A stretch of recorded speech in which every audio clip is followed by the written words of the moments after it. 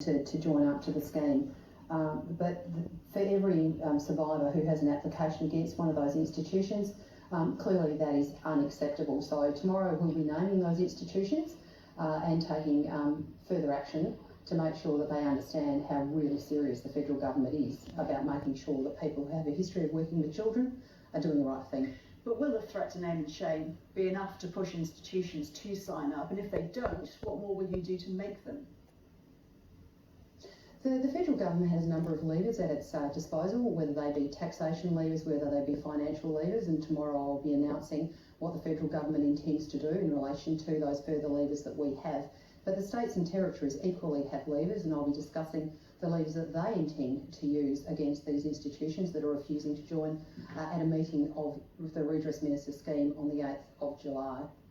That sort of big stick approach that you've described there has been suggested already, though. A parliamentary committee recommended last year stripping institutions of their charitable status and suspending tax rebates as two examples of moves that could be made. Why wait to do that?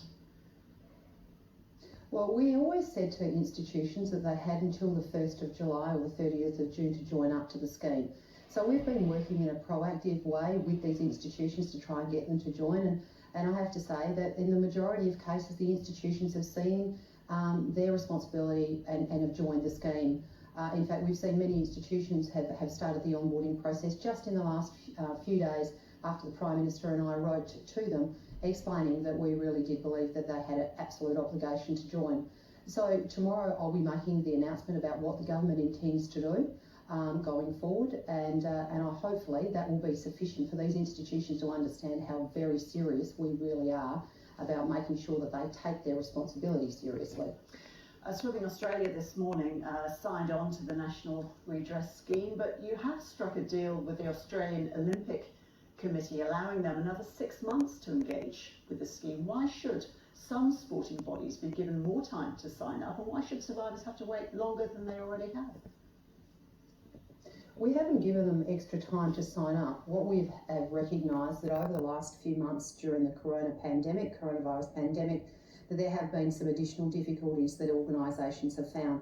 We have expected every organisation who's been named by an application to have given us an absolute commitment by the end of the day today to join the scheme. So this isn't about saying that an organisation has longer to decide whether they're going to join the scheme or not. They have to have made that commitment by today. We have just given them a little bit longer in order to get the necessary paperwork in place, because it is quite a complex process to get people to join the scheme because of all the legalities around it. But yeah, there is absolutely no question these organisations have committed to join. It is complicated for survivors to sign up to it too. Looking back, was the compensation system set up in the right way? It is complicated. There are delays. There are caps on payouts, as well as the issue of getting institutions to sign up, as we've been discussing. Doesn't all of that add to the distress of abuse survivors, who, after all, are the priority? Look, the survivors are the absolute priority with this scheme.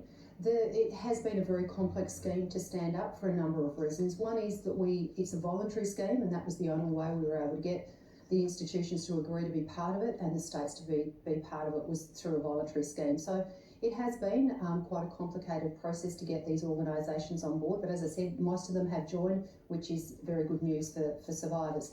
But the other part of the process that has been, I suppose, very distressing and much more complex than we ever imagined was the complexity of the nature of the claims that we've received. And so going through the process to make sure that the appropriate redress and support is given to the survivors and who've made application has been a huge priority. It has meant that things have taken longer, but it was very important that we got that process right. But we are now at the 2-year mark, and so our absolute focus going forward from now that we've got the majority of institutions on board, is to make sure that those applications can be processed and survivors are able to get the redress that they so justly deserve. Minister, thank you for joining us. My pleasure, thank you. Beijing